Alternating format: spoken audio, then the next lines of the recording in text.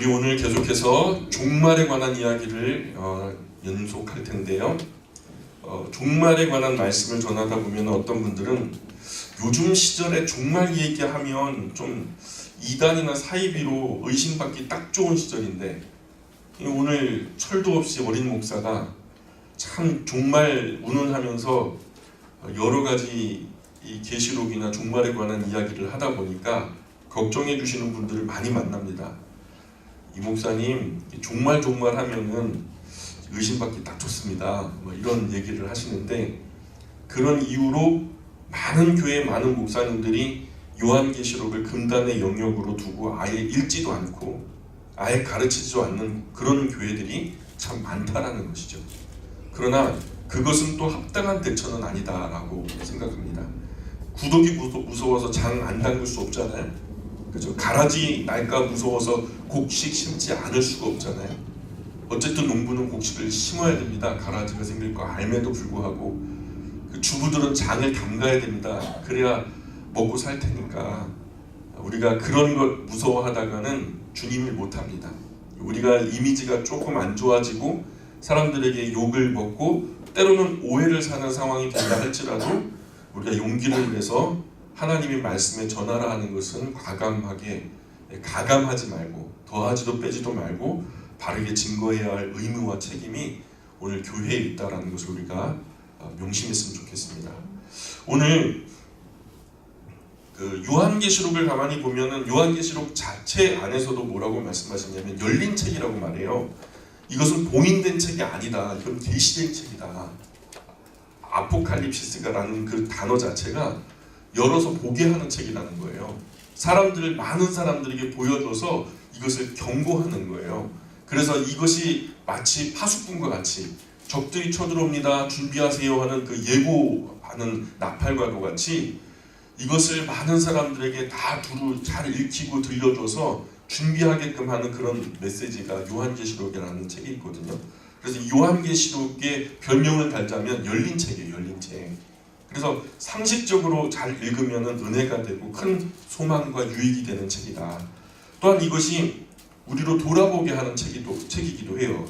우리 앞의 일들을 보면서 두렵고 떨림으로 우리 삶의 경건에 무한한 도움이 됩니다. 이제 다 앞으로 나타나게 될 이러한 일들을 통해서 요한계시록에 나타난 당시 일곱 교회에 예수님께서 직접 칭찬도 하시고 책망도 하셨잖아요. 그리고 그 칭찬의 성격이 무엇이며 그 책망의 성격이 무엇인지를 우리가 가만히 보면서 우리 교회를 스스로 돌아볼 수 있게 되었어요. 이것이 이런 경우에는 칭찬을 받았고 이런 경우에는 책망을 받았구나 라는 것을 보면서 우리 스스로는 우리 주님 예수님께서 우리 영광께 오셨을 때 우리 교회를 향해서 뭐라고 말씀하실까, 이러한 것들을 되돌아보면서 우리가 야단 맞을 것은 미연에 고쳐버리고 그리고 칭찬받을 것은 더욱더 열심히 해서 하나님의 나라의 참된 소망을 바로 보면서 이 땅 위의 성도가 자신의 삶을 잘 돌아볼 수 있는, 그야말로 성도의 행실인 두루마기를 잘 빨아서 흠이나 주름 잡힌 것이 없도록 바르게 하는 아주 좋은 유익한 책이다라고 할 수 있는 거죠. 또한 요한계시록은 당시 성도들에게도 마찬가지였지만은 수많은 핍박과 어려움들, 환난과 근심들이 있었을 그 당시에 성도가 당하는 환난은 이상한 것이 아니다. 이미 하나님의 말씀에 예고되어 있었던 얘기고, 그러나 약속이 있는 환난이기 때문에 영원한 것은 아니다. 이 환난 끝에 그 어려움과 환난을 참아 이겨내면 지금 이 고난과는 비교할 수 없는 큰 영광이 기다리고 있다라는 소망이, 결국 이것이 최후의 승리로 끝난다라고 하는 우리의 결국을 우리에게 보여주는 책이니까 우리가 환난 중에서도 즐거워할 수 있는, 환난은 인내를, 인내는 연단을, 연단은 소망을 이루는 줄 압니다. 그래서 우리가 이 환난 속에서 우리의 최후의 승리의 날을 바라보면서 소망할 수 있는 그런 근거가 되는 책이 바로 요한계시록이라는 거죠. 또 은혜의 책이기도 합니다.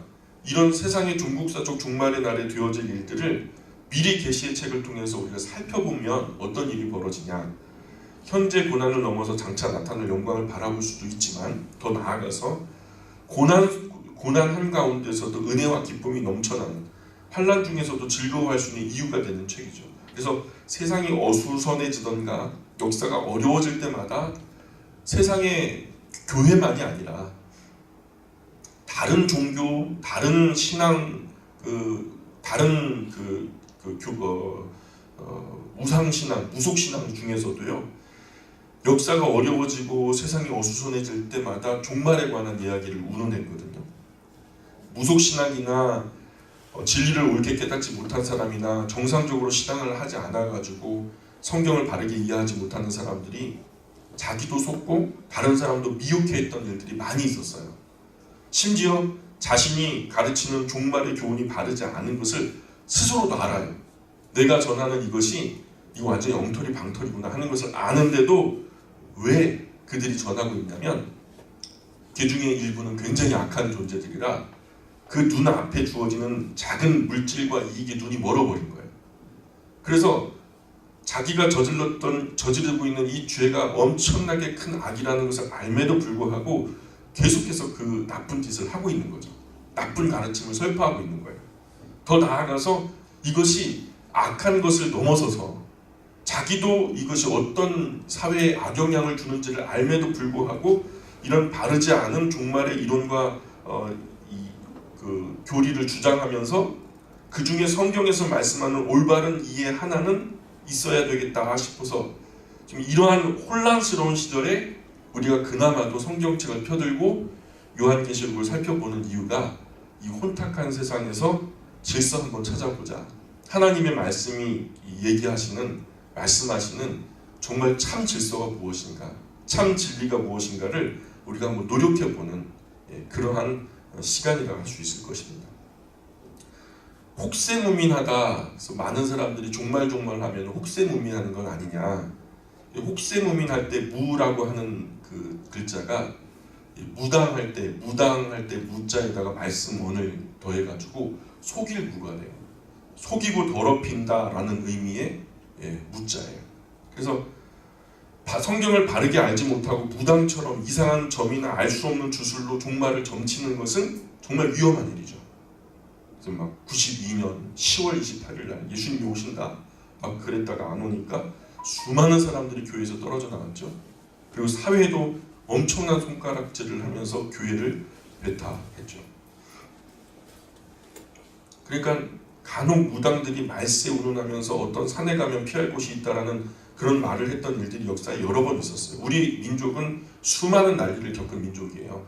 엄청나게 많은 외세의 침략을 받았던 민족이기 때문에 어떤 어려움을 겪을 때 언제나 말세를 운운하는 사람들이 나타났거든요. 그런 위기의 때에 무지몽매한 백성들을 현혹했던 사람들이 우리 민족의 역사 속에 여럿이 있었다는 거죠. 사탄은 지금도 이런 어리석은 사람이나 교활하고 악한 사람을 자기 휘하에 두고서 그들을 통해서 거짓 교리를 가르치고 거짓 이론을 퍼뜨리고 사실이 아닌 것을 사실인 것처럼 퍼뜨려서 심지어는 진실을 말하는 사람들의 입을 막아버리고 심지어는 진실을 믿고 싶어하는 사람들에게 안개를 가리게 해서 그 교활한 수법으로 영원한 길로 행하는 예수 그리스도 길이요 진리요 생명으로 향하는 그 길들을 교활한 수법을 통해서 지금 막아서고 있다는 거예요. 지금까지 역사적으로 어설픈 종말론자들이 사탄의 꼬임에 빠져서 종말을 예언했다가 모두 하나도 빠짐없이요 모두 거짓말로 판명이 되었죠. 그런데 정작 문제는 성경이 말씀하는 실체로서 인류가 종국사적 종말의 날을 맞을 때 진실한 예언자가 말을 해도 믿지 않게 된다면 이거 보통 문제가 아니라는 거죠. 그죠? 예레미야 때에도 거짓 선지자들이 많았죠. 참 선지자가 바벨론이 쳐들어온다 하지만 사람들이 믿어야 안 믿어요? 왜 그래요? 거짓 선지자들이 워낙 많은 더러운 이야기들을 펼쳤기 때문에 그 많은 이야기들 중에 또 하나의 이야기로 생각하지 참 선지자의 이야기를 들으려고 하지 않았다는 거예요. 그래서 언제든 누군가 종말을 예언하면 함부로 믿어서는 안 되는 거예요. 정말 권장하는 것은 공인된 건강하고 진실한 교회가 무슨 말씀을 하고 있는지 귀를 열고서 들어봐야 돼요.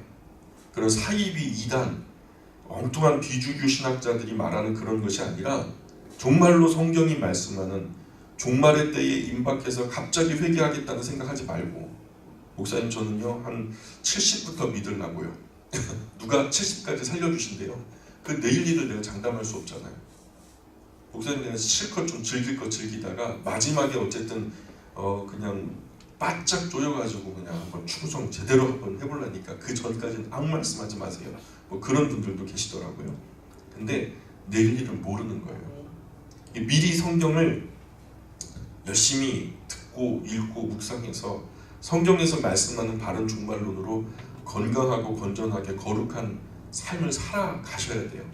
그리고 바른 그런 인격, 남은 삶을 그렇게 살기 노력하면서 그날이 우리가 알지 못하는 어느 날 부지중에 닥쳐온다 할지라도 우리 주님 앞에서 한 점 부끄러움도 두려움도 없이 구원받는 이들의 무리 속에 설 수 있는 그런 신앙을 쌓아가는 것이 정말 중요하다는 거죠. 우리가 아무리 노력한들 우리 주님 앞에서 부끄러움 없이 설 수 있겠어요? 그렇다고 포기해요? 포기하면 아예 버림받을걸요. 포기하지 말고 끝까지 노력하는 그 상태가 구원받은 상태거든요. 물고기가 이 흘러가는 큰 물을 역으로 막 솟구쳐 올라갈 때 살아있는 물고기라 하죠. 흘러가는 물과 함께 흘러가 버리면 그거는 그냥 죽은 물고기예요. 거짓 사이비 이단 종말론자들이 거짓 예언을 수만 번 예언했다 해도 그들의 그 거짓된 말과 상관없이 역사의 종말은 다가오고 있어요. 또한 우리가 원하든 원하지 않든 종말은 다가오고 있죠. 정말 위험한 상황은 그동안 사이비 이단 종말론자들의 많은 거짓 예언 때문에 종말이 오지 않을 거라고 온 세상이 그렇게 생각하고 있다는 거예요. 진짜로 수많은 기독교가 여태까지 그렇게 그냥 막 종말이 온다 그랬는데 안 왔잖냐. 그들을 사이비 이단이라고 얘기하지 않고 같은 기독교라고 지금 착각을 하면서 결국 기독교가 말하는 종말은 다 거짓이다. 성도들 재산이나 빼먹고 그냥 배나 불리기 위한 목사들의 속임수다. 이런 식으로 생각하기 쉽다는 거죠. 이런 상황은 철저하게 사탄에 의해서 계획된 함정이라는 거예요. 잘못된 것을 믿으면 믿는 것이 속는 거죠. 그죠? 잘못된 거 믿어봐요. 믿는 것이 속는 거죠. 세상에 누가 무슨 말을 했던 그 말이 맞던 틀리던 역사를 주관하는 하나님의 말씀인 성경은요 1.1획도 어김없이 이루어져 왔고 또 앞으로도 이루어질 것입니다. 종말에 관하여 말씀하신 것은 어떤 사람이 이 이야기를 처음 끄집어내서 이슈화한 게 아니에요. 역사 속에서 어떤 분이 갑자기 성경에서 이걸 끄집어내가지고 역사의 무대 위로 올라오게 된 것이 아니라 이 이야기를 누가 시작하셨냐면 하나님의 아들 되시는 예수 그리스도께서 이 세상에 계실 때 직접 말씀하신 거예요. 그리고 하나님의 계시를 받은 성도가 기록한 성경의 역사의 종말에 관한 말씀이 너무 구체적으로 잘 기록되어 있어요. 먼저 공인된 성경에 나타난 말씀을 철저하게 공부한 뒤에 그리고 이것에 대한 설명을 자세하게 정확하게 바르게 들은 뒤에 우리가 종말론을 이해하게 할 수 있을 겁니다. 우리나라 가까운 역사 속에 종말을 예언하는 사람이 여럿이 나타났어요. 과거 우리가 이단 연구할 때도 함께 말씀을 나누었지만 구인회라고 하는 사람이 나타났었죠. 이 사람은 전국복음전도회라는 단체를 이끌었어요. 1973년 11월 10일에 오전 9시에 종말이 온다. 준비해라. 하고서 예언을 했죠. 사람들이 엄청나게 현혹되었죠. 그런데 지금 그날이 지났어요? 안 지났어요? 지났는데 왔어요? 안 왔어요? 그죠? 거짓 예언으로 드러났어요. 그 뒤를 이어서 전병도라고 하는 사람이 있었죠. 팔룡산의 기도원 원장님이셨어요. 이 사람이 1972년 8월 25일 날 종말이 온다라고 예언을 했죠. 근데 그것이 그 날이 지나갔죠. 그럼 거짓말이에요, 진짜예요? 거짓 예언으로 드러났죠. 그 뒤에 이어서 유재열이라는 사람도 나타났죠. 이 사람은 지금도 살아있는 사람이에요. 그 사이비 공동체 장막성전이라 불렀고요. 자기를 어린 종이라고 표현하면서 이 사람이요 예배를 인도할 때 강단에서 이거 저는 물을 마시잖아요. 마시는데요. 유재열이라는 사람 여기다가 뭘 채웠냐면 소주를 채워놨어요. 농담이 아니라 진짜로. 그래서 강단에다가 소주를 따라 놓고서 홀짝홀짝 마시면서 이상한 노래를 흥얼흥얼거리면서 수많은 영혼들을 타락시켰어요. 이 사람은 1969년 11월 1일에 종말이 온다고 떠들었는데 그날이 지났죠. 거짓 예언으로 드러났죠. 이승복이라는 사람도 있었어요. 1월산 기도원 원장님이셨어요. 기도원 원장님, 기도원에서 참 이단이 많이 나와요. 이 사람도 1971년 8월 5일에 종말이 온다고 했었거든요. 이 거짓 예언으로 드러났죠. 노광공이라고 하는 사람도 있었어요. 동방교라고 하는 사이비 단체를 만들어가지고 자기 스스로가 교주가 됐어요. 이 사람이 1965년 8월 15일에 예수님 오신다 이 예언했거든요. 거짓 예언으로 드러났어요. 또 박인선이라는 사람도 있었어요. 에덴 수도원이라고 하는 곳을 그 사이비 단체를 만들어서 1965년 3월 28일 새벽 3시에 휴거가 있을 것이다. 왜 이렇게 예수님이 새벽에 오시면 피곤하게, 정오에 오시면 참 좋을 텐데, 근데 새벽 3시에 휴거가 있을 것이라고 예언했는데 그날이 지났죠. 거짓 예언으로 드러났죠. 또 남원에 김갑택이라는 사람도 있었어요. 그가 이끌었던 사이비 단체는 예수교 샛별 남원교회라고 하는 이름으로 불렸어요. 1989년 12월 22일에 휴거가 있으니 예비하자, 이렇게 심지어는 그가 사비를 들여서 일간지 신문에다 광고를 게재할 정도로 확신에 넘치는 예언을 했죠. 근데 확신에 넘치게 거짓 예언으로 드러났죠. 또 안산홍이라는 사람도 있죠. 안산홍 들어보셨어요? 지금도 그 안산홍은 같지만 참 이 사람이 일으킨 사이비 단체 안산홍 증인회로 불리는데 이들의 문제는 지금도 진행형이죠. 하나님의 사람 안산홍 증인회, 확실히 사이비 단체죠. 우리가 흔히 알기로는 하나님의 교회 하면은 이 사람이 교주가 되어진 이 사이비 종파를 말하는 거예요. 이 좋은 이름 갖다가 그냥 이상하게 붙여버렸어요. 그죠? 이 사람은 1988년도에 종말이 온다라고 예언을 했죠. 근데 안 왔어요. 거짓 예언으로 드러났죠. 그럼 지금도 그를 따르는 사람들이 엄청나게 많아요. 그 안에 되는 사람이 그냥 그렇게 또 뒤를 이어받아가지고요. 강한 믿음으로 쌓아왔던 신앙이 무너지면 자기가 믿었던 것에 대한 실망감을 직면할 용기가 사람에겐 별로 없어요. 죽을 각오로 믿었는데요. 죽을 각오로 믿었던 믿음의 실체가 허물어진다 할 때 사람들은 환상통 같은 아픔을 경험하거든요. 심지어는 그것이 직면하게 되었을 때 사람이 미쳐버리기도 해요. 그러니까 사람이 정신적인 방어 기제로 자기가 믿었던 것이 여태까지 그 안에 자신이 소모했던 열정과 시간과 물질과 또 인생이 송두리째 사라지게 되는 거잖아요. 그 거짓말이라고 한다면. 그럼 그것을 진짜 부부간의 사랑도 그거보다 더 깊을 수는 없을 거예요. 그죠? 그 신앙에 관계된 것이 그런 거 아니겠어요? 근데 이것이 거짓으로 판명될 때 내가 믿고 신앙했던 그 모든 것이 가짜였다라는 것을 직면하게 될 때 사람이 미칠 수도 있어요. 그러니 자기 방어 기제로 이게 아닌 것을 자기의 심령은 알아요. 아는데도 계속 그 공동체의 세계관의 안에서 갇혀버리기를 원해요.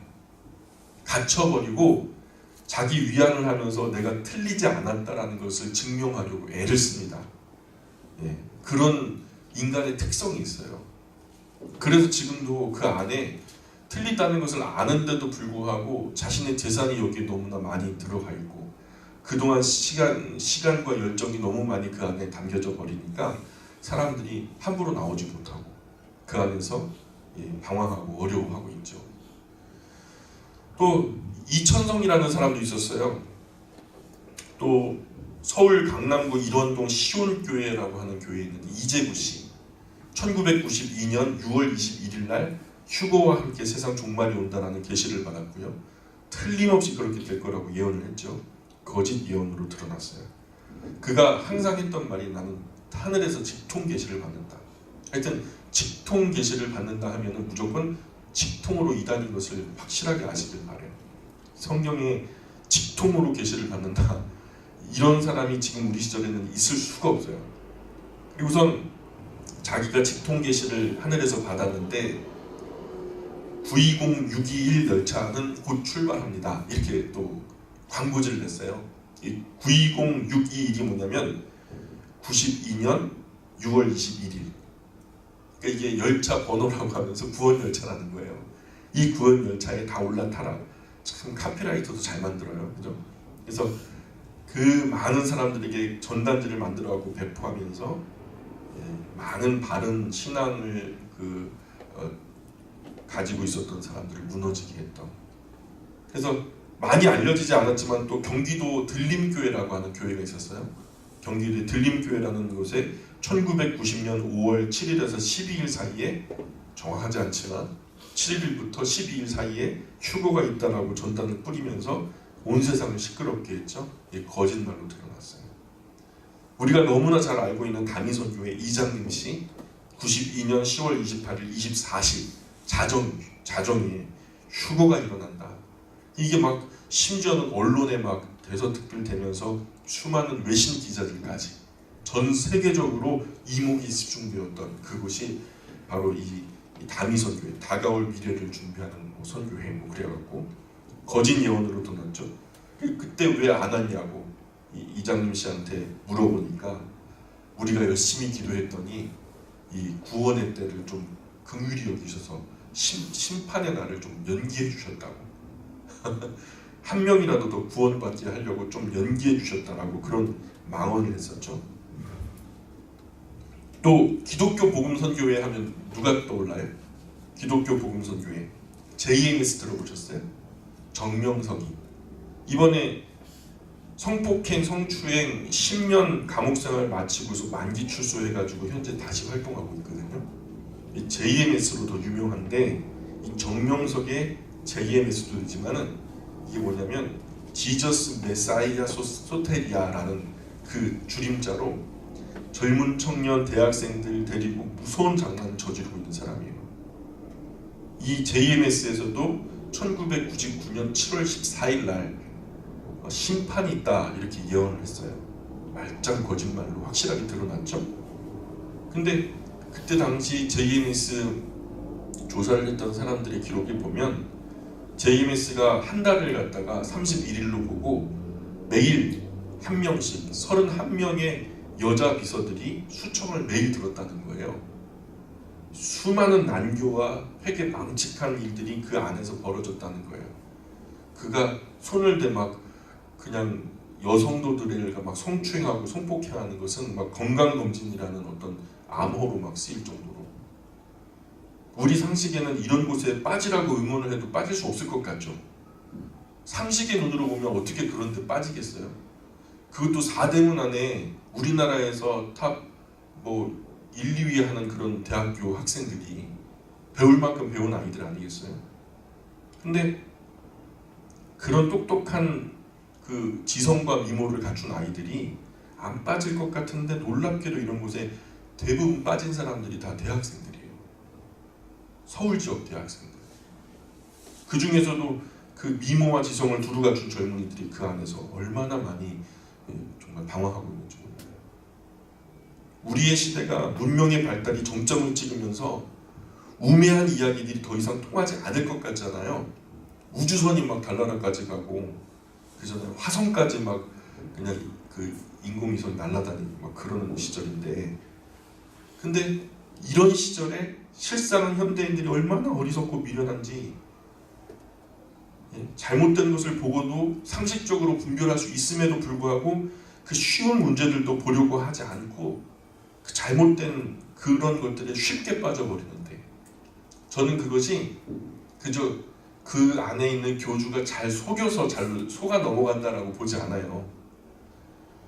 잘 속이는 사람 때문이 아니라 그 이단, 그 사이비 단체 구성원들을 보면 정말로 똑똑한 사람 거기 다 빠져 있거든요. 상당한 지성인들이 그 안에 거기 휩쓸려 있는 것을 볼 수 있거든요. 배울 만큼 배웠고요, 알 만큼 아는 현대 지성인들이 왜 이러한 우매무지한 이단, 사이비 단체에 빠질까? 저는 거기에 반드시 성경이 경고하는 미혹의 영이 지금 역사하고 있다고 보는 거예요. 사이비 공동체를 통해서 미혹하고 있는 거죠. 악한 영이 눈을 가려버려가지고 악한 영이 역사함으로 그 이성이 마비가 되고 그 영적인 아둔한 모습으로 그렇게 함정에 빠져버리는. 그래서 우리가 교회를 선택할 때 반드시 정통 교단에 속했는지를 살펴볼 필요가 있어요. 보편적인 사람들이 바라볼 때 옳다라고 하는 방향으로 건전하게 성경을 보고 건전하게 신앙을 하는지, 그 교단이 일반적으로 어떤 평판을 갖고 있는지, 더 나아가서 그 교회에서 전해지는 말씀이 성경과 같은 이야기를 하는지 아니면 성경과 다른 이야기를 하는지, 아니면 성경과 전혀 별개로 엉뚱땡뚱한 다른 잡다한 이야기를 하는지, 각각 다른 시기로 여러 번 들어볼 수 있으면 좋겠어요. 그런 다음에 이 자리에 앉아 계신 분들은 결정하셨지만 혹시라도 유튜브를 통해서 이 방송을 보고 계시는 분이 있다면 그런 여러 번의, 요즘에 전부 다 교회들마다 메시지를 올리거든요. 메시지들을 여러 차례 다른 시기로 확인해보고 들어보시고 차분히 분별해서 결정하시는 것이 좋다라는 거죠. 또 여호와 증인이라는 사이비 이단 종파가 있거든요. 우리나라에서는 이 종파에 속한 청년들이 교리적으로 집총 거부를 하죠. 그래서 이제 국방의 의무를 갖다 다하지 않는 것으로 더 유명하잖아요. 우리나라 곳곳에 왕국회관이라는 이름 들어보셨죠? 이 사람들의 예배 처소가 바로 왕국회관입니다. 이것들이 바로 이 종파의 예배당 같은 곳인데, 이 종파는 19세기에 미국에서 시작한 종파예요. 1972년 찰스 테이지 러셀이라고 하는 그런 그 사람이 국제성서 연구자 협회라는 단체를 만드는 활동하기 시작했는데요. 성경 연구, 성서 연구라고 하니까 건강하게 보이잖아요. 사실은 전혀 건강하지 않은 단체였죠. 찰스 테이지 러셀이 후임자가 이제 그 뒤를 이어서 제이펄 러더퍼드라고 하는 사람이 이제 그 단체를 이어가게 되었는데, 이 사람이 성경을 읽다가 이사야서에서 보니까 너희는 나의 증인들이다, 이 말이 굉장히 달게 들렸던 거죠. 거기서 영감을 얻어가지고 여호와의 증인, 우리는 여호와의 증인이다 해가지고 여호와의 증인이라는 명칭을 공식적으로 사용하기 시작했던 거죠. 이 단체가 유명해진 이유는요, 이 워치타워, 성서 책자 협회, 이 출판 인쇄를 갖다가 이 사람들이 활용을 하기 시작했던 거예요. 그래서 주 활동 무대가 그런 어떤 그 책자를 통해서 문서 선교, 문서 활동, 포교 활동을 엄청나게 하다 보니까 본부가 두 군데가 있는데 펜실베니아하고 뉴욕의 양쪽에 있거든요. 규모가 꽤 나가는 사이비 종파죠. 한국에서는 한 10만 명이 지금 넘고 있고요. 1,509개소의 집회소가 있는 것으로 통계가 2015년 통계 13,000명 정도가 포교 활동을 지금 하고 있고요. 여호와 증인들은 전부 다 전도자들이에요. 그 안에서 나름의 교제로 훈련을 많이 해가지고 그 전도가 거의 기계적으로 매뉴얼화되어 있어요. 사람을 처음 만나면 무슨 말로 시작해서 어떤 이슈들로 이것을 끌어가야 되는지에 대한 매뉴얼화됐고 그것이 프레임으로 딱 짜여져 있기 때문에 어설픈 연약한 성도들이 그 사람들을 만날 때는요, 쉽게 자기 딜레마에 빠지도록 그렇게 디자인이 되어 있어요. 한마디로 이런 사람들은 어설프게 접근하지 마세요. 그냥 아예 상종을 하지 않는 것이 좋다는 거죠. 이들이 지금 군대 가기를 거부하잖아요. 집총을 거부하잖아요. 삼위일체도 부정하잖아요. 수혈도 부정하고요. 이들이 양심적 병역 거부, 이런 말을 만들어낸 사람들인데, 이런 사람들이 한국에도 많이 퍼져 있죠. 이런 부분에서 교회는 확실하게 깨어 있어야 돼요. 또 신천지 예수교 증거장막 성전이라는 종교도 있죠. 이 사이비 종파죠. 이만희라고 하는 이만희 씨를 직통 계시자로 보면서 자신이 보혜사요 구원주다. 예수님도 이제 더 이상은 실패하셨으니까 예수님이 실패한 것을 자기는 성공시킨다 해가지고 그 파렴치한 포교 활동으로 한국 교회에 큰 지탄을 받기도 했죠. 거짓말로 이 신천지에 속한 사람들을 훈련시켜서 일반 교회들로 침투를 시킨 다음에 그 교회를 무너뜨리거나 성도들을 빼앗아가는 이런 일들을 벌였어요. 아주 파렴치한 사람들이. 현재도 교회를 강력하게 공격하고 있고 성도를 빼앗아가기 위해서 전에는 이런저런 방법들을 활용했는데 지금은 정형화된 방법이 없어요. 할 수 있는 모든 방법을 동원해서 다 그 다른 사람들, 길거리에 있는 전혀 예수님을 모르는 사람들을 전도하는 것이 아니라 꼭 교회 다니는 사람들만 공략을 하는 것이 이 사람들의 특징이거든요. 그래서 한국 교회는 이런 이단 사이비 정보를 누구보다도 빨리 정확하게 파악해서 확실한 교리와 입장을 가지고 성도들을 보호하기 위해서 노력해야 돼요. 지금도 계속 생겨나고 있어요. 사이버 컬트라고 해가지고 아이들이 즐겨보는 인터넷 안에 유튜브나 아니면 여러 구글 검색이라든가 이곳에서 만나는 그 사이버 이단들, 사이버 사이비 이단 종파들이 한 8,000개가 지금 활동을 하고 있다는 거예요. 잘못 따라 들어가고 어설프게 논리에 휘말리게 되면 이 아이들이 평생을 거기에 목숨 바쳐 헌신하게 되는데 무섭고 떨리는 마음으로 우리가 이것을 대해야 될 줄 압니다. 또 하나 우리가 역사의 종말이 오게 되는 이유가 뭘까라는 주제를 또 다루는데요. 하나님은 천지를 창조하시고 또 인간을 만드셨는데 왜 역사를 끝내려 하실까? 이왕이면 그냥 계속해서 쭉 그냥 영원까지 이렇게 연결해 가시면 안 될까요? 그죠? 역사를 계속하면 안 되십니까? 하나님? 왜 결국 끝을 내셔야만 하는 겁니까? 쉽게 대답할 수 있는 질문이 아니죠. 창조 이후 인간 가족의 역사와 하나님의 일하심을 가만히 들여다보았다면 우리가 성경의 자초지정을 가만히 공부해봤다면 우리가 쉽게 이해할 수 있는 부분이지만 그 자초지정을 알지 못하는 분들이 볼 때는 하나님이 왜 굳이 역사의 마침표를 찍으려고 하시는지 이해하기가 납득하기가 좀 쉽지 않다는 거죠. 하나님의 창조로 역사는 시작됐죠. 한마디로 하나님께서 역사를 시작하신 분이시니까 시작이라는 말은 무엇을 전제하죠? 끝을 전제하지 않고는 있을 수 있는 말이 아니잖아요. 그러니까 시작이 있으니 끝이 있다. 하나님이 성경에서도 이런 말씀을 하셨는데 나는 알파와 오메가다. 처음과 나중이다. 시작과 끝이다. 그래서 일을 시작하신 분이 일의 목적을 이루시고 그 목적이 완성되었으니 끝을 내시겠다라는 거예요. 만드신 주인께서 그것을 용도대로 사용하셨고 용도가 끝났으니 이제는 이것을 내려놓겠다라고 하시는 거거든요. 무한한 우주 가운데 하나님께서 특별한 관심을 기울이신 것이 바로 그 수많은 무수한 별들 가운데 이 지구라고 하는 코딱지보다 더 작은 우주의 먼지만큼이나 작은 이 지구라는 것이거든요. 이 지구 위에 있는 우리는 비록 죄와 허물투성이 부족한 인간들이지만 그래도 하나님은 자신의 형상을 따라 지으신 이 인간들을 너무나 사랑하세요. 너무 사랑하신 나머지 그 외아들을 희생시키셔서 우리를 구원할 계획을 세워주셨어요. 또한 그 계획을 십자가 위에서 온전히 이루어주셨어요. 하나님께서 이 지구를 통해 이루시고자 하시는 뜻이 모두 이루어지면 그때는 마침표를 찍으시게 되는 거죠. 그럼 도대체 이 지구 역사를 통해 이루실 궁극적인 하나님의 목적이 무엇일까? 지구 역사를 통해서 하나님이 이루시고자 하시는 그 목적이 얼마만큼 이루어졌으면 또 어떻게 이루어질까? 또 그 역사의 중국사적 종말은 어떻게 예언되고 있을까? 먼저 우리가 왜 종말이 오는가 하는 문제를 생각해 봤으면 좋겠어요.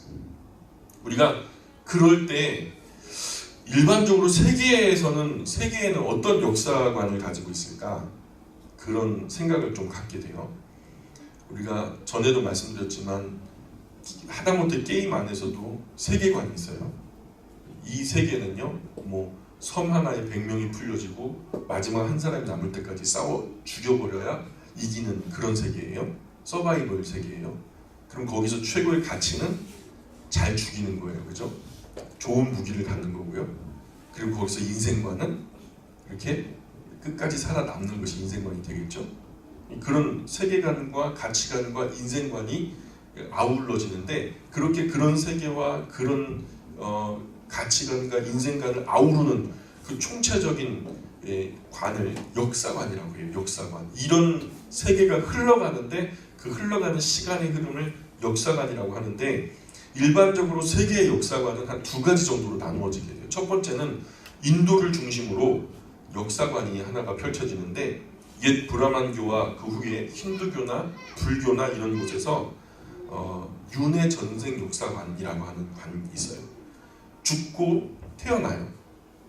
그리고 다시 죽어요. 그리고 다시 태어나요.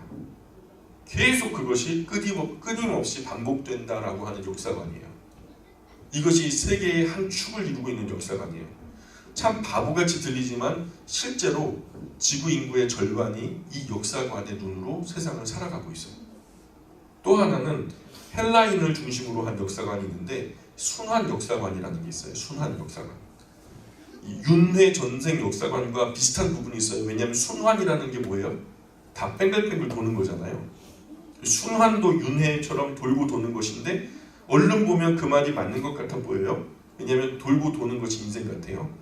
아기를 낳았고 자라서 얘가 또 아빠가 되고 아기를 낳고 또 자기는 죽고 또 다른 아기가 또 아기를 낳고 이런 모습을 보면은 아 이게 순환된 돌고 도는 것이 인생인가 보다. 그러다 보니까 지구도 돌고 그죠? 태양도 돌고 온 세상이 다 뱅글뱅글 돌고 있잖아요. 돌고 도는 것이 인생이 아니겠나 싶어서 만류인력의 법칙이 아니라 만류 뭐 이렇게 회전의 법칙처럼 순환의 법칙처럼 사람들이 그것이 마치 법칙이 아니겠냐 뭐 이렇게 예상을 하게 되는 거죠. 그래서 헬라인들을 중심으로 해서 순환의 역사관과 인도인들을 중심으로 해서 윤회 전생 역사관이 크게 이 세계 안에 가장 큰 역사관의 두 축이에요. 그런데 이것과 반해서 기독교 역사관이 있는데 기독교 역사관은 이것들과는 완전히 구별이 돼버려요. 기독교 역사관은 굉장히 심플해요. 시작이 있어요. 끝이 있어요. 이런 역사관을 직선적 역사관이라고 해요. A 지점이 있어요. B, C, D, E, F, G 계속 가겠죠. 마지막에 Z로 끝나요. 그래서 알파와 오메가예요. 처음과 나중이고 시작과 끝이에요. 그냥 직선으로 쫙 간다는 거예요. 그래서 역사는 시간 안에서 흘러가죠. 시작에서 끝까지 창조부터 심판까지 시간 안에서 흘러간다라는 것이 기독교 역사관이에요. 그런데 이 땅의 역사가 끝난 다음에는 그 시간 속에 얽매여 있는 역사가 아니에요. 이제는 우리가 그 닭이 병아리를 낳잖아요. 닭이 먼저 뱃속에서 병아리를 낳나요? 뭘 낳죠? 알을 낳죠. 근데 알 상태로 그대로 있으면 병아리는 죽어요. 그래서 알을 깨고 나와서 병아리가 돼야 이제는 제2의 인생을 시작하는 거죠. 사람도 어머니 뱃속에서 나왔지만 예수님 안에서 물과 성령을 거듭나면 새로운 삶을 살게 되는 것처럼 이 역사라고 하는 것도 이 시간에 우리가 지금 종속되어 있어요. 그래서 시간이 흐름에 따라서 시간 속 역사를 우리가 살아가고 있는데 시간 안에서 흐르는 역사 속에 우리가 살아가고 있는데 이 땅의 역사가 끝난 다음에는 더 이상 시간 속 역사가 아니고 시간 너머의 세계로 들어가게 된다는 거예요. 마치 병아리가 그 달걀 껍질을 깨고 나오는 것처럼 이 시간 너머를 시간 안에서 시간을 깨버리고 시간 너머로 넘어갈 때 시간을 초월한다라는 거예요. 그리고 그 세계는 영원이라고 하는 세계예요. 이것이 바로 기독교적 역사관이에요. 일반적으로 세상에 있는 모든 역사관을 나누면 두 가지거든요. 하나는 시작도 끝도 없다. 계속 반복된다. 이 윤회 전생 역사관과 순환 역사관이 이에 속하는 것이고 또 다른 하나는 기독교적 역사관으로 시작이 있고 끝이 있다. 이것이 이제 두 가지 역사관. 이해 가시죠? 여기까지는 어렵지 않죠? 좀 어려운 얘기를 할게요. 정신 참 바짝 차리시고 잠깐만 집중해서 제 얘기를 따라오시면 좋겠어요. 최근에 이 두 역사관을 융합시키려고 했던 사람이 있었어요. 이 사람이 누구냐면 독일의 헤겔이라고 하는 사람이에요. 이 사람은 신학자인 동시에 역사 철학자거든요. 이 헤겔은 역사를 직선 역사관에 순환 역사관을 절충한 거예요. 그래서 역사는 돈다. 그러나 앞으로 나간다. 그래서 이것을 두 가지를 짬뽕 콜라보 해가지고 더 나아가서 거기에 다시 낙관적 역사관이라고 해가지고 파지티브 역사관을 심은 거예요. 좀 어렵지만 잘 따라오세요. 뱅글뱅글 돌아요. 윤회 전생처럼. 그리고 순환의 역사처럼 도는 거 맞아. 기독교 너희들이 말하는 또 그것이 A부터 Z까지 쭉 가는 것도 맞아. 그런데 중요한 것은 그것은 좋은 방향으로 가는 거야 하면서 이제 그 낙관 역사관의 그 옷을 또 입혀버리죠. 그래서 일명 나선형 진보 역사관이라고 해요. 따라해 보실래요? 나선형 진보 역사관. 나선형 진보 역사관. 어렵지만 한 번만 이해하고 넘어가시면 괜찮아요. 헤겔은 이 나선형 그 진보 역사관을 그 유명한 변증법적인 이 해겔의 가장 중요한 특징의 원리가 뭐냐면 정반합이라고 하는 원리가 있어요. 누군가가 이것이 옳다라고 그래요. 그러면 이 반대편에서는 이것은 아니다라고 말해요. 그러면 옳다고 하는 사람하고 아니다라는 사람하고 막 싸우겠죠. 그 싸워서 그러면 합의를 도출해내요. 그러면 이전보다 좋은 합의를 도출해낼까요? 나쁜 합의를 도출해낼까요? 아무래도 전보다는 좀 나은 것을 도출해내겠죠. 그래서 정과 반이 합을 통해서 나아가게 된다라는 것이 이제 정반합의 원리로 설명을 하게 되는데, 이 정과 반이 만나 결국 그 사이에 더 나은 지점으로 절충을 하면서 합을 이루며 발전한다, 진보하게 된다. 그러면서 다시 원점으로 돌아오면 윤회, 순환이 된 것이지만 출발할 때와는 다르게 조금은 나은 지점에 와 있다라는 거예요. 쉬운 예를 들면 볼펜에 심을 갖다 지금 볼펜을 갖다 막 풀러가지고 앞에 심을 빼보면 그 앞에 스프링이 있잖아요. 그 앞에 스프링처럼 뱅글뱅글 제자리를 도는 것 같지만 결국 그 스프링의 선을 따라가다 보면은 앞으로 조금씩 나도 모르게 나아가고 있다는 거죠. 그것을 알게 된다는 거죠. 그래서 순환이 되지만 조금씩 발전하고 있다는 거예요. 이것을 진보적 역사관이라고 해요. 그래서 안타까운 것은 이 역사관을 딛고 이게 지금 해겔의 지금 해겔이 말하는 이런 그 나선형 진보 역사관이 옳다라고 말씀드리는 게 아니라 옳지 않다라는 얘기를 지금 드리려고 하는 거예요. 여기에 너무 막 심취하시면 안 돼요. 이해만 하시죠. 여기에 마음을 담아내시면 큰일 납니다. 잘 들어보세요. 이 역사관, 이 나선형 진보 역사관을 딛고서 누가 등장하게 되냐면 이후에 한참 뒤의 일이지만 찰스 다윈이라는 사람이 진화 이론을 가지고 오게 되죠. 그래서 한 학자 해겔이 없었다면 다윈도 없다 이런 말을 했어요. 어느 학자가 해겔이 없었다면 다윈도 없다. 현대를 살아가는 그 철학과 지성의 눈으로 볼 때 가장 합리적인 역사 관점이라고 평가를 받고 있는 거예요. 지금 이것이 우리나라 아니라 전 세계적으로 모든 지성들이 표방하고 있는 가장 합리적인 역사관이라고 평가받고 있는 얘기예요. 또 많은 의식 있는 젊은이들이 이에 따르고 있는 것이 사실이죠. 이것을 진보 역사관 내지는 나선형 진보 역사관이라고 말하는데, 많은 철학자들이 이 철학을 바탕으로 삼아서 또 많은 신학자들이 성경 연구까지도 이런 방식으로 얘기를 해요. 수많은 대중이 알게 모르게 이 해겔의 진보 역사관이 흐름에 현혹된 것이 사실이에요.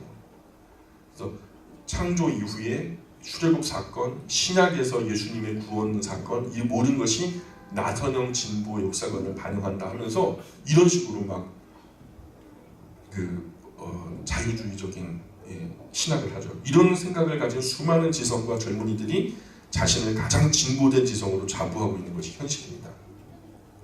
나선 진보 역사관에서 변증법적 유물론이라는 게 나와요. 유물론이라는 것은 사람이 있다면 사람이 존재하는 그 존엄한 가치를 그대로 인격적으로 인간의 존엄한 모습으로 보는 게 아니라 인간의 성분들을 다 따져 분석을 해버려요. 그래서 이 지방으로는 빨래빈 몇 장을 갖고 이 철분을 정제하는 못이 몇 개가 나오고 뼛속에 있는 인을 갖다 정제하는 성냥이 몇 개가 나와서 결국 인간의 총 가치는 유물론적 사관에서는 만원도 채 되지 않는 그런 가치를 가지고 있다, 이렇게 말하는 거죠. 근데 이것은 합리적인 것이 아니에요. 과학적인 사변을 하는 사람들이 유물론을 추종을 많이 하는데, 이것도 역시 해겔의 변증법의 원리에 의해서 정과 반이 변증하면서 팽팽하게 맞서다가 서로 밀고 당기다가 결국 시간이 지나면서 합이 절충되면서 발전하게 된다라는 그런 생각을 하는 거죠. 이것도 얼른 들으면 맞는 것 같아요. 근데 과거 자본주의와 사회주의가 냉전 체제 속에서 팽팽하게 줄다리겠죠. 그죠? 소비에트 연방과 미국이라는 자유진영에서 민주주의라는 개념과 공산주의라고 하는 이데올로기가 팽팽하게 줄다리기를 했잖아요. 그러다가 시간이 지나면서 공산주의에서는 자본주의에 옳은 것들을 수용했어요. 그죠? 지금 중국도 자본주의에 좋은 것들을 수용했죠? 그리고 자본주의 안에서도 노동운동의 필요성을 느껴가지고 일부 사회주의적인 요소를 받아들이게 됐죠. 그래서 그 정과 반이 만나서 결국 합을 이루게 됐다. 그러면서 조금 더 발전하는 것처럼 느껴진 거죠.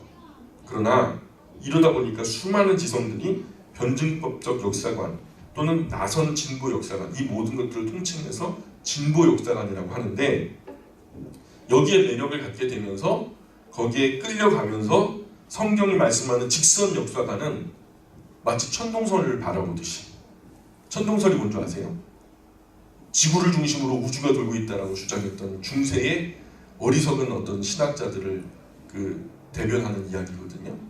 근데 그런 것처럼 마치 지금 성경이 말씀하는 알파와 오메가요, 시작요, 처음이요 나중이요, 시작과 끝이라, 이런 직선의 역사관, 성경이 말씀하는 직선 역사관을 얘기하면 수많은 지성들은 저런 바보 같은 사람, 한참 지난 옛날 얘기를 하고 있다고 우리를 손가락질해요. 결국 해겔이 말했던 나선 진보 역사관, 변증법적 역사관은 역사의 끝이 있을까요, 없을까요? 없어요. 계속 순환하니까. 계속 순환하면서 역사가 계속 흘러갈 거죠. 문제는 이제부터예요. 인간의 문명과 기술은 앞으로 가면 갈수록 이 역사관에 의하면 발전돼야 안 돼요. 발전되겠죠. 계속해서 정반합 될 테니까. 컴퓨터도 과거부터 지금까지 계속 좋아졌잖아요. 그죠? 신발도 더 좋아졌죠. 자동차도 좋아지고. 그리고 이 역사관이 맞는 것 같죠? 그래서 이렇게 무한하게 발전될 것이고 결국 마침내 인간은 신의 경지에 도달할 것이다. 결국 인간은 신이 될 것이라는 무서운 의식을 갖게 되는 거죠. 인간은 신이 된다. 여기서 말하고자 하는 것은 이거예요. 이게 뉴에이지 무브먼트의 표방이 포스트 모던의 주제가 되는 얘기예요.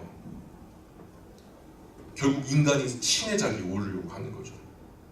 해겔은 기독교 성경에서 말하는 신을요, 구약에서 나타난 그 여호와라고 하는 신은 아직 진화 과정에서 미숙한 신이다. 진화가 덜 된 신이다. 신학자이면서 이런 주장을 했어요. 결국 성경의 눈으로 보면 해겔 같은 사람의 주장은 아주 적그리스도적인 발상을 가진 사람이잖아요. 근데 이 시대의 거의 대부분의 지성이 이 해겔의 신관을 따라요.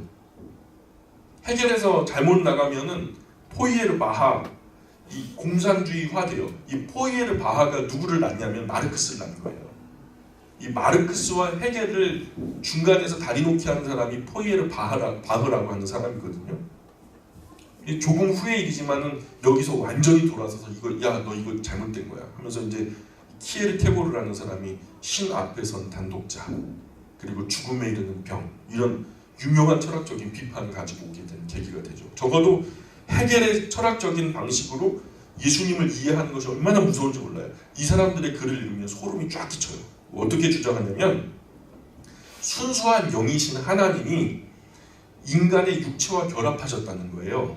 그래서 하나님께로부터 온 영은 정이고, 정반합의 원리에서 정이고, 인간으로부터 온 육체는 반이다. 그래서 이 영혼과 하나님의 영과 인간의 육체가 정과 반이 합일돼가지고 예수 그리스도가 태어나셨다는 거죠. 이런 원리로 자신의 역사 철학의 틀에 예수님을 막 우겨 싸 넣으려고 아주 무서운 철학을 저지르고 있죠.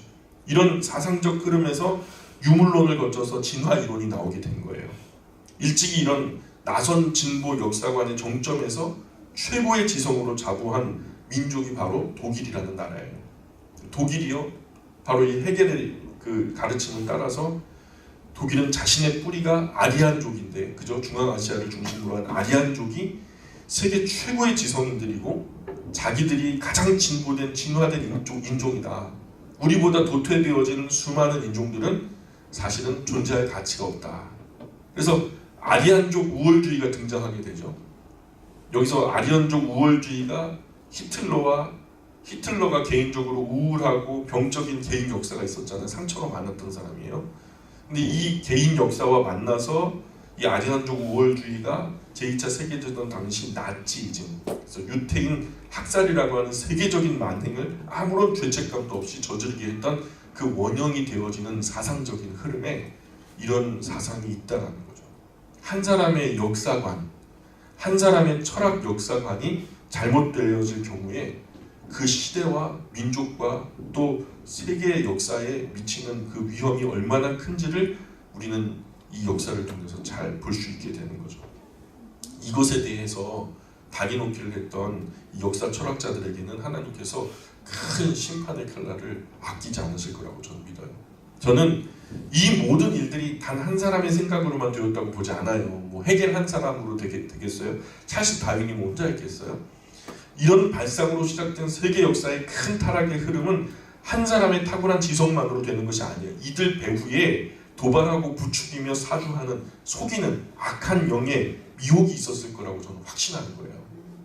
이런 사조를 인해서 많은 영혼을 타락시키는 사탄과 그 수하의 귀신들의 역사가 있었다고 보는 거죠. 이런 깊은 학문의 세계를 들여다보면 범사의 사탄이 거기 안에서 역사하고 있는 것을 보게 돼요. 야, 사람의 생각을 어떻게 교묘하게 이렇게 아다리를 이렇게 맞춰가지고 데려갈까. 그러니까 신학과 사상까지도 그 속에서 사탄과 귀신들이 장난을 치고 있는 거예요. 어떻게 퍼즐 조각을 맞추니까 너무 잘 맞는 거라. 그러니까 사람이 거기에 확 현혹돼가지고 이거 아니면 죽음, 이 정도로 사람들이 강력한 어떤 사이비의 신념을 가지게 되는 거죠. 더 나아가서 철학을 넘어서 종교까지도 만들어내니까 이런 것을 분별하기 위해서는 우리가 성경의 진리를 바르게 알아야 된다는 거예요. 왜 역사의 종말이 올까? 저 처음에 질문을 이렇게 시작했잖아요. 우리가 앞부분에서 다뤘던 윤회 전생 역사관이나 순환 역사관이 더 나아가서 해겔식의 나선 진보 역사관, 아주 그럴싸하게 보이죠. 그러나 성경은 역사를 절대로 그렇게 보지 않는다. 성경은 절대로 역사를 그렇게 보지 않는다. 성경적인 역사관은 반드시 시작이 있었고 끝이 있을 것을 선언하고 계신다. 성경이 말씀하는 인간의 역사는 이래요. 인간의 문명은 점점 탁월하게 발전하고 발달하게 될 거예요. 그저 지금도 발달하고 있잖아요. 과거보다 왕래가 더 빨라졌잖아요. 그러나 인간의 심성은 점점 더 교활하고 악해져만 가고 더 타락해져 갈 거라는 거예요. 인간 세상에서 발전되는 것은 축적된 문명과 과학기술의 진보일 뿐이지 인간 자체는 점점 영적인 것에서 물질적인 것으로 허물어지고 있어요.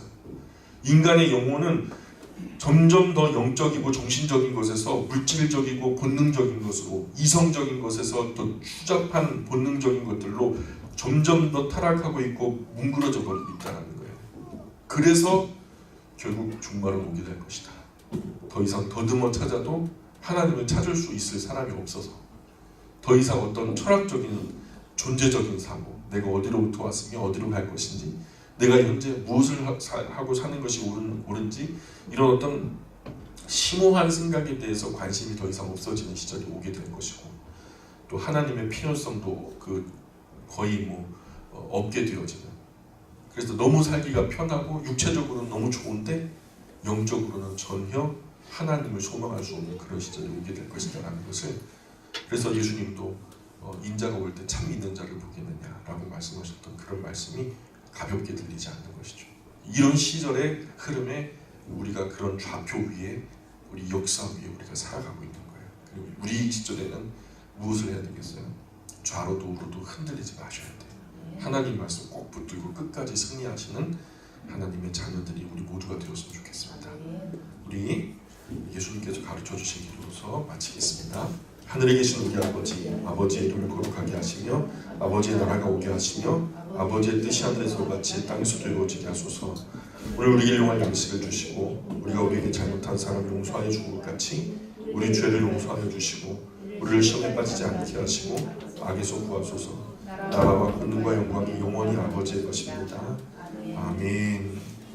우리 하나님께 영광을 드리겠습니다.